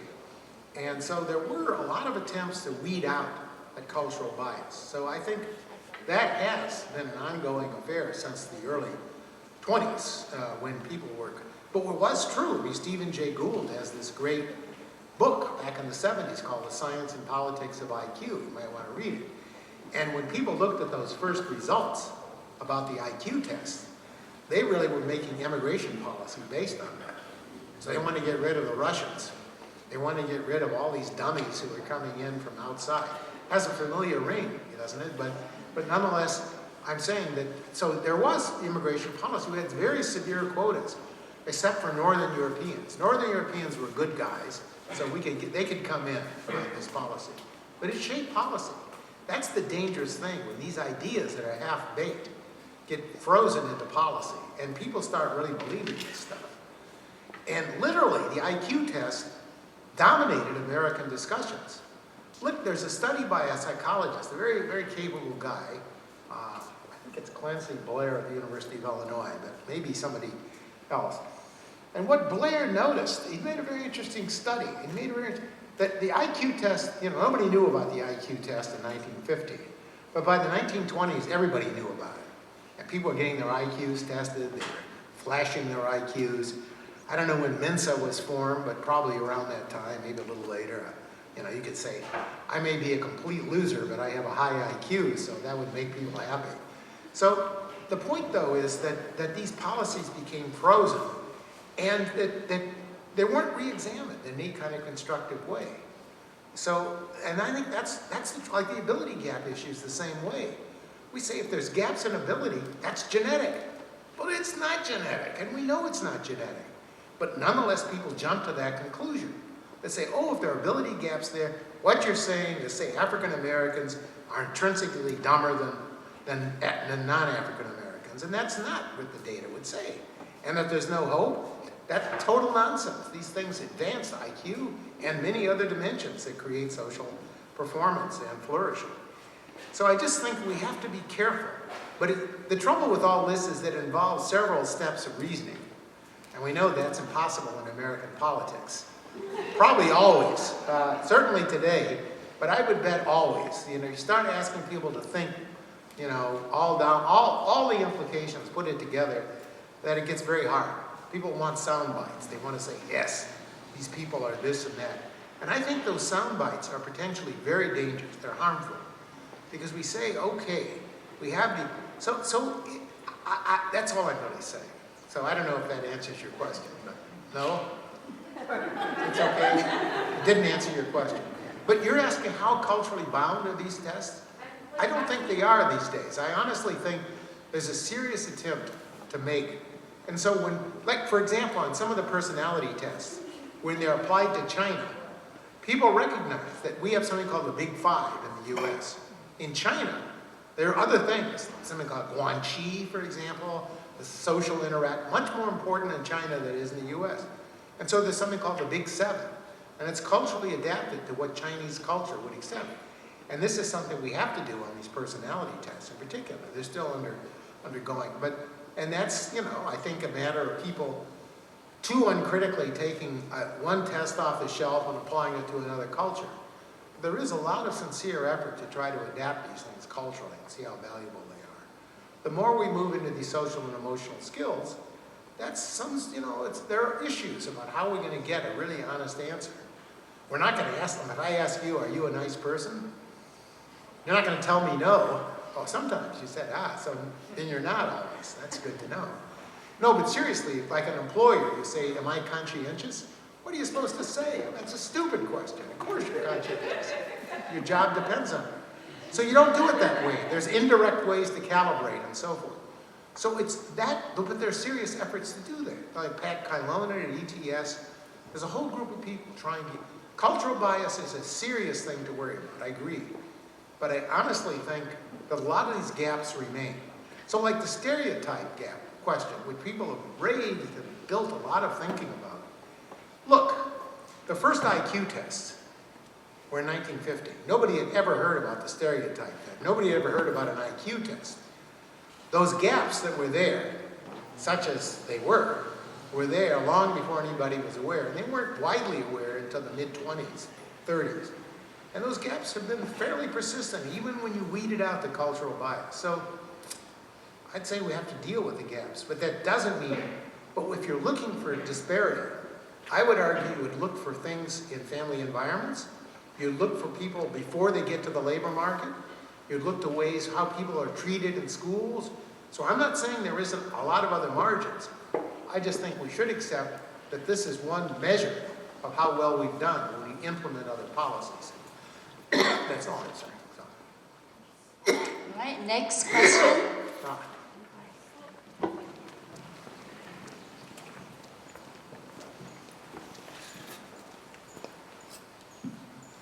Hi. So I have a question kind of going back to early childhood programs. Yes. And I guess I have like an initial wariness to potentially some of these programs. I worry about some kind of like over professionalization of childhood to an extent. Yes. Yeah, so I guess, you know, we have these goals of equity and outcomes and things like that. But I guess sometimes they might come at a cost of, this like, pushing all these, very invasive, I guess, programs at younger and younger ages to the extent that childhood has become something that I guess is just like another part of school. Well, you're raising a very valid issue, and especially the more intensive programs, the ones that have a full developed curriculum. So you start the kid out at 8 a.m. in the morning and you send him back or send her back to the mother at age 5, at 5 o'clock, and you go through a rigorous routine. You do this, this, and this. So it's highly programmed. And what that can be is very tedious. It doesn't recognize the fact that kids, they need play as a very valuable thing to do, playing out, acting out, and so forth. But I think that's why I like the home visiting strategy. We're talking about an hour and a half a day, and it's with the mother. It's not with the kid. You're not telling the mother to do anything with the kid other than read to the kid, follow the kid, track the kid, encourage the kid to learn. So that is, to me, not invasive. So what I do believe, you get that, Nixon long ago, I think Mondale introduced an early childhood program in the late 60s when Nixon was still president, like in 1969. He had just become president. And Nixon vetoed it. And the reason why he vetoed it was really he thought it was too intrusive on family life, and that American policy should not be getting into the early lives of children. It was a province of the family.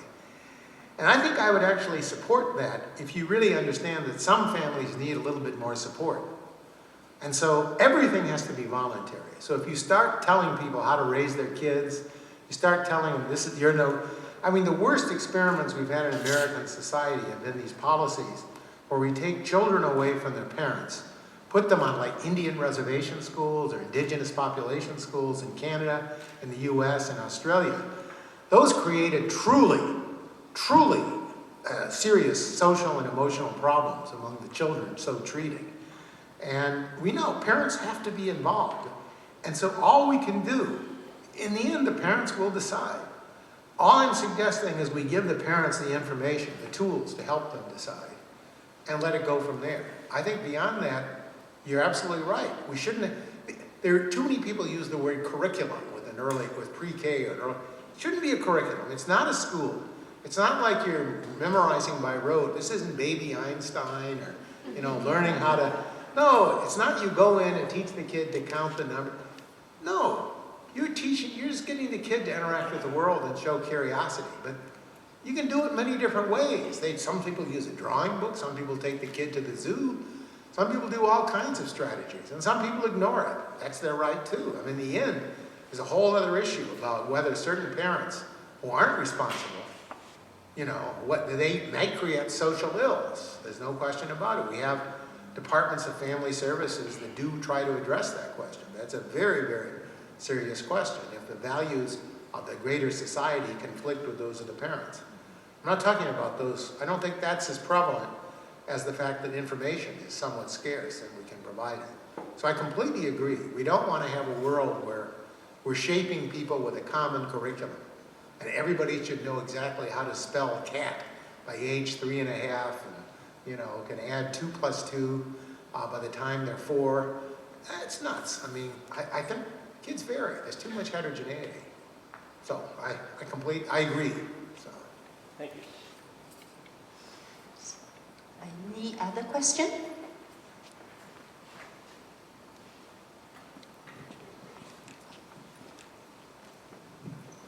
When you place a lot of emphasis on the family, obviously when a child first comes into the world, it's nice to have contact with the mother. Do you have any views on maternity leave? Well, that's an interesting question in the sense that, you know, the Danish population, those Scandinavian countries have very generous maternity leave and paternity leave as well. So the parents are given time off to interact with the children. How effective that is hasn't, to my knowledge, been thoroughly studied. Maybe Carolyn would have.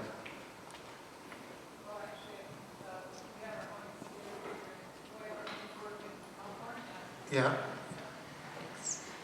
So actually, I think what we do know is that it does benefit the mother, child, and the long-term studies are still coming, but what we can see now is, I think, promising for... No, the short run, no, definitely you're Yeah. stimulating the relationship. Yeah. And you're giving the mother the time to be, you know, to interact with the child. But we don't have any long-term arrangements yet on that, right? Not yet. Intuitively, it would make a lot of sense, though. Yeah. Those early years, I'm told, I'm not an expert on breastfeeding, but even the early stage, how early the breastfeeding connection is established has a big difference. That has been documented. Yeah. The study that was done in England, you know, kids that were born on weekends versus kids that were born on weekdays. Weekends, it was much harder for nurses to be around. And so the breastfeeding bond was formed later for those kids. When they were trapped years later, they had worse outcomes. And random, really, at the date of the weekend. I don't know if there's any evidence that kids born on weekends are fundamentally different. So the breastfeeding bond is important. And so, yes, those bonds are amazingly important. I think that's something that people don't like to, like to admit. But okay, you would agree. I would agree, and I would say that you just made part of the connection, right? Any mom in the room who has tried to work and keep breastfeeding going would say that. I actually happen to know because my daughter is a medical student and has a baby and was trying to nurse. They even have made bras now that the moms can pump from their bras because it's so hard to find places that have lactation rooms for moms to be. So being able to have that time off with their babies and to establish that bond and to nurse without having to worry about some of the crazy things moms have to do in our workplace because we haven't made those accommodations for women in the workplace. They're not universal. We're far behind many of our peer countries in how much we accommodate parents who want to do that. And so I think you made part of the connection to why parental leave is important. But I thought even on the breastfeeding question, there was some recent work claiming that stored breast milk was not as good as breast milk delivered on site, literally. Because the contact, the touching and relationship was an important part of the interaction. And that's why we stay so you were saying I was interdisciplinary. This is not standard economics, I agree. You won't find this in standard. But it's very important, and if we're going to solve these problems, it's physiological. There's a very important basis for this. So I think you could argue pretty strenuously for that kind of association. But you will notice, though, one thing.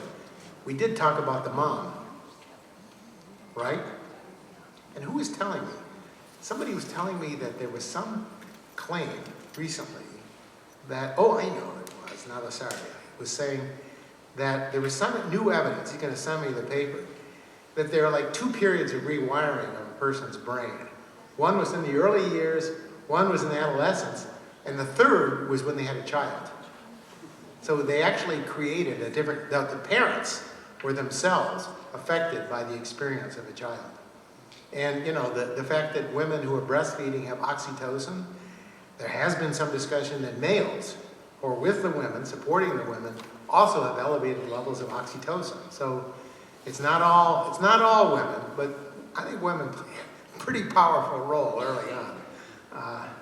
And to deny that, I think, is nuts too, but that's another point. So. More questions? We can.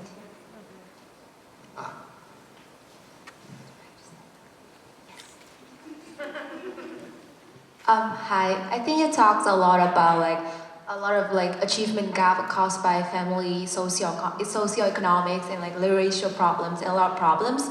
So what do you think about the roles of the teachers in like alleviate these problems? And is there anything that we need to include in the teachers' training and preparations that help the teachers be like equipped to deal with these problems? Because I think there are countries like Finland, they have very, very rigorous teachers training programs, and they do very good jobs in like helping the students, not in just in test score, but also in like non-cognitive and emotional development kind of things. No, I think it's truly, we were talking, some of us were talking about earlier that, I was talking to a student here about that, there's others as well, that there's been this kind of segregation. There are a lot of people looking at the effect of schools on child outcomes. A lot of people also looking at the effect of families on child outcomes. Not that many people looking at the interaction between families and schools and child outcomes, except, well, the families, support the kid, help the kid with homework, some of that. But there is a gap there, and I think it's not well studied. My only point was not to go to the extreme. I think a lot of the public discussion loads onto the public schools things that it can't really do. I mean, it's unreasonable to expect that a teacher who's there 5 or 6, maybe 7 hours a day can make up for all the other factors that are affecting the child's life. And so I'm not arguing the teacher doesn't play a role. And some of these teachers are great. I mean, they really are great in the sense that they foster the child, they work with the parents, and so forth. Some of the schools that I've seen have actually been very unwelcoming to parents. For example, in some of the inner city schools in Chicago, there are metal detectors. So parents can't even really, they can't get in, or they show any indication of drugs, they throw them out. So it's not all Chicago public schools, but I guess that is truly important and not so well understood. I wish it were better. Maybe you understand it better. I'll go back to Carolyn here as my source, because she's done such great work on knows this literature very well. But I honestly think that it's not as well researched as it should be. And I don't know whether the Finnish schools are really teaching the teacher or encouraging the teacher to interact with the families that well, and how they engage the family in that process with the child. I mean, that's the hope with personalized education. You get an inventory on the kid, both social and emotional skills, complexity to it, you add that, and then to let the parents and the teachers together digest the information and develop a strategy for building those skills with the children. That, I think, would be an ideal, but I think you'd have to get a technology. It's being developed. People are trying to develop it anyway, that would allow that kind of passage of information. But it's a lot. See, that's the trouble. I mean, in American public policy today, I'm not going to argue schools aren't important. They are important. But the whole discussion assumes that the schools can solve all the gaps. And they're holding the schools responsible for the gaps. And that's just wrong. It's just wrong. I mean, it's so misleading. It's not that it's just wrong. There can be a lot of wrong things that don't matter. I can get the batting average of Willie Mays wrong, and who cares? But I do care if you ask that all these important gaps that do arise from multiple channels be only solved by one channel. And especially in many places, underfunded channels and channels where the children, huge classrooms with the teachers, you have a classroom size of 40 kids. It's going to be very difficult to treat a child individually. And so you're asking the teacher to do that on top of all the other things. So I really think it is important to try this. But I don't know Finland has done very well. A lot of people go to Finland to see how well. Teachers are well paid, they're highly respected. Teachers are not well paid in the U.S. as a rule. And they're not highly respected in the U.S. as a rule. And the old discussion of why American schools were so good before the 1960s, probably know the explanation, right? The common explanation. What's that? Oh, let's say 1960s. Exactly. A lot of opportunities for women in the larger society were non-existent. So a lot of women, very high quality, high education and sort of went in as school teachers. And then society opened up. And as a byproduct, unfortunately, in some sense, the school quality generally went down because literally, you know, they had better opportunities. So it became harder to attract teachers and quality standards were adjusted. That's just basic economics where you have a decreased supply and prices bid up and the quality would be a margin of adjustment. So.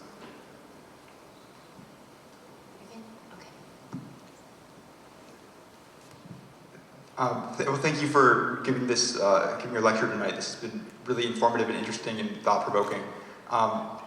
My question goes off the last one. Since we can't put all the responsibility on schools or programs for closing these skills gaps, how do we enable families, particularly families with limited resources, to better meet their developing children's needs without reallocating resources in some way?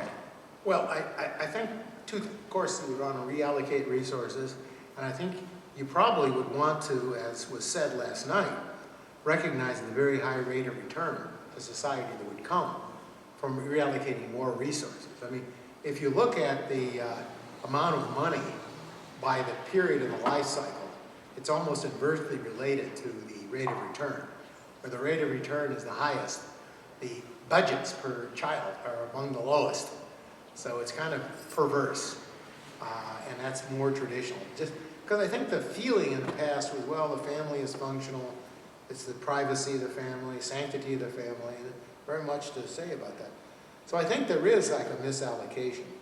But I think in terms of total budgets, but I also think there's a misallocation about ways we target that. And so I think I mentioned repeatedly this idea of fostering these parent-child interactions and trying to get that engine going where the family is a constant, I mean, the family's there with the child throughout the life of the child, from birth to, or even the womb, to 18 or at least, and maybe later years. And to get that engine of interaction going early is like providing a huge boost to the child. And it's like starting a jet engine or something. You prime it and it gets going, and then it really gets going. You're getting something really that'll take off and do well. So I do think it requires a really serious reconsideration. I mean, honestly, people have tried to evaluate these programs. Like we were mentioning some work by the group at the Minnesota Fed.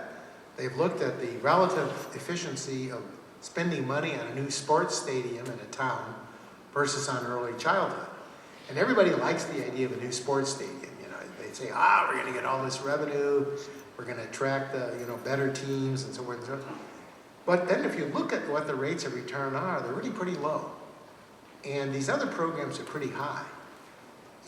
But one thing that has happened in American public policy, I think, has been a decreased reliance on that kind of cost-effectiveness analysis.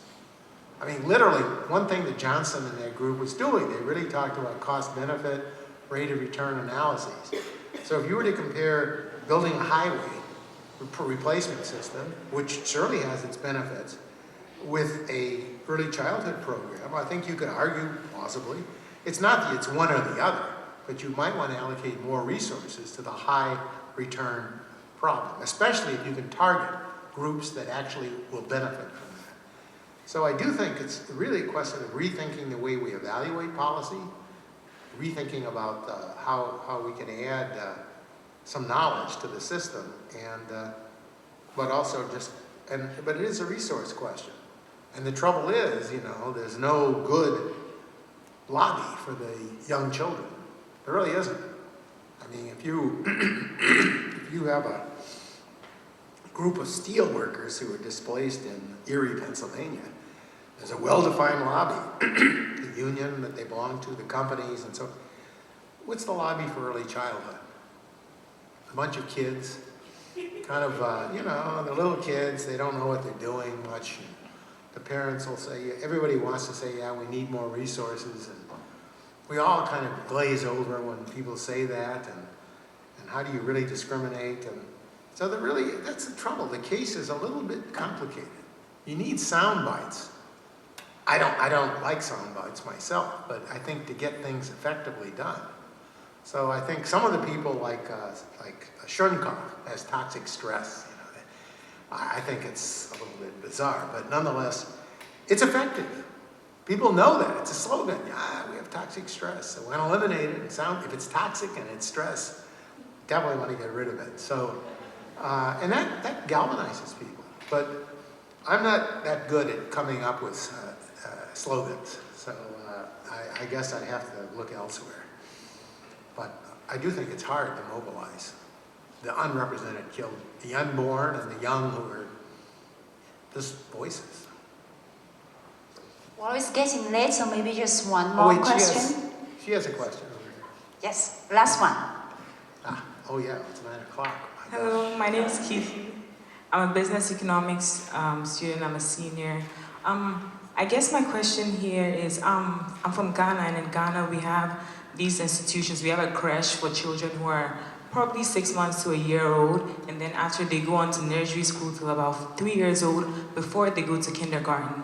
And so I guess my question is, are these kind of the institutions that you're advocating for influence for the early childhood development? Do these take the place of family interventions? Is this a way that you think might be successful in contributing to the child development when they're younger? Well, I mean, I don't know the details of this program. As Carolyn, I think, can testify, there are a lot of bad programs out there. And actually, one thing that, I don't know if the program is good or bad, so I'm not going to comment on that.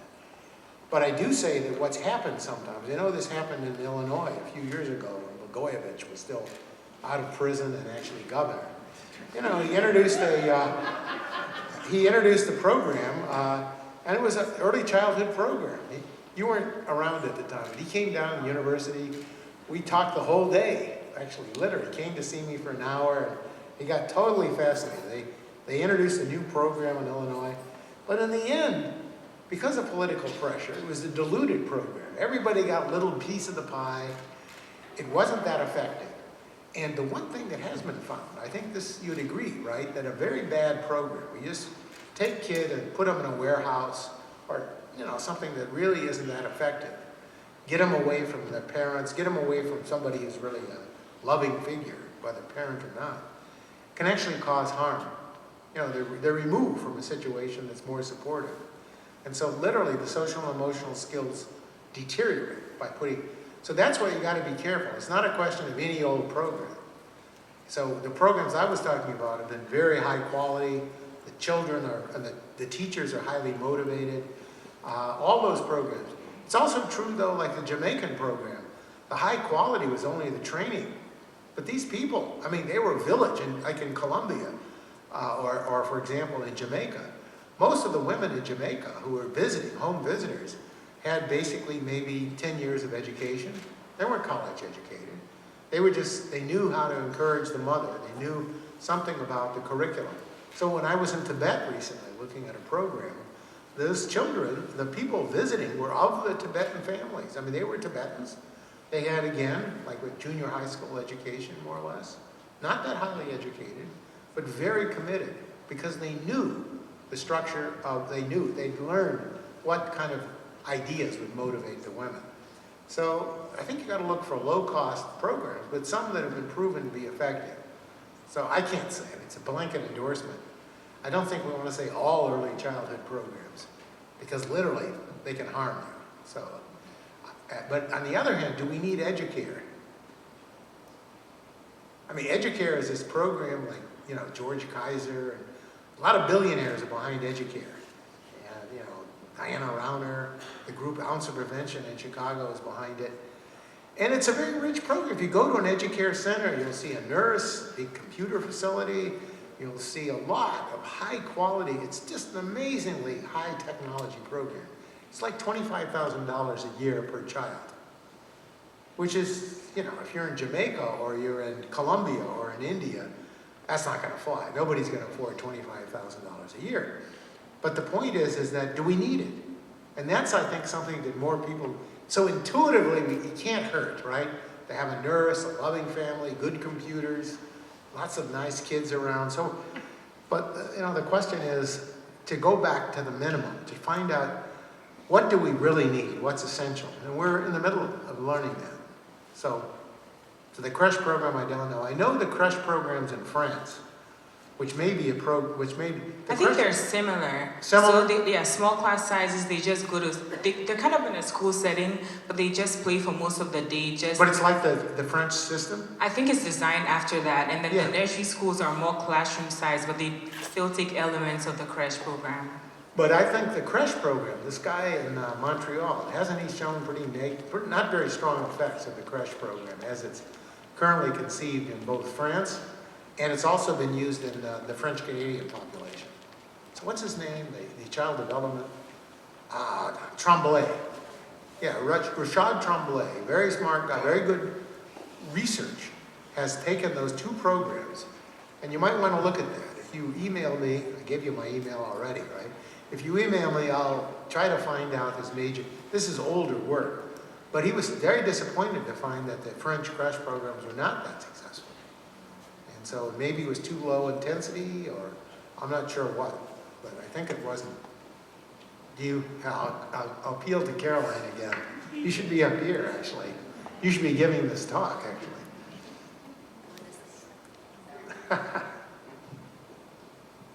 It really is complicated because when you look at who benefits from these programs, it's like Professor Heckman was saying, it depends in part on the mother's education.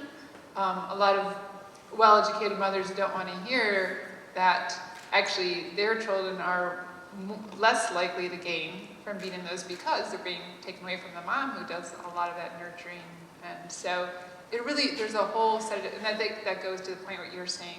Having a universal expensive program would be a bad investment, right? $25,000 per kid, because we don't need that for all the kids. And so it is a lot relative to what would the home environment be in the absence of that intervention. Exactly. And sometimes we can't do better than what the mother can provide, right?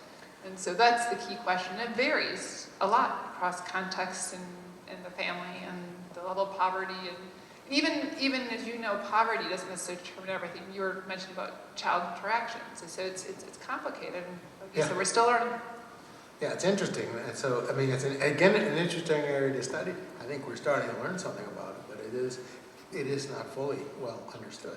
But I would say in terms of that, the Matthew effects come to mind, not just in this area, but across the board, that making things universal, which is, Max Weber thought of that as the major feature of a bureaucracy, making it fair and available to all.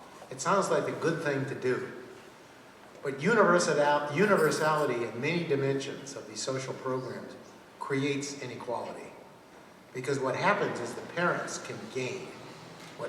School choice programs.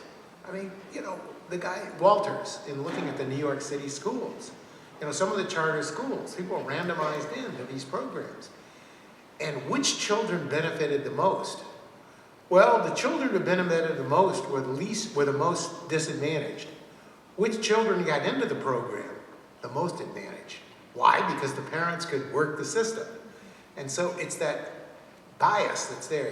Unless you want to get rid of the family completely. Plato thought that was a good idea. I think it's a lousy idea, but you could get rid of it. Everybody's equal. We all grow up in orphanages, and I don't know. That's not my ideal of a good family life. But it is true that families are huge. They're huge propagators of inequality, and I think denying that is just denying the essence, and that's what makes the whole discussion about inequality. It's right now in a lot of the newspapers and political commentary. It's just so misguided. I think it's all about wealth. I think it's all about data that has to show about there's a 1% that's very, very well rewarded. There is, that's true. But what the real bulk of the problem is the fact that a lot of these people aren't getting the same kind of environments, encouraging early and middle environments that other children are getting. So. Okay, everyone, shall we give Professor Heckman a round of applause?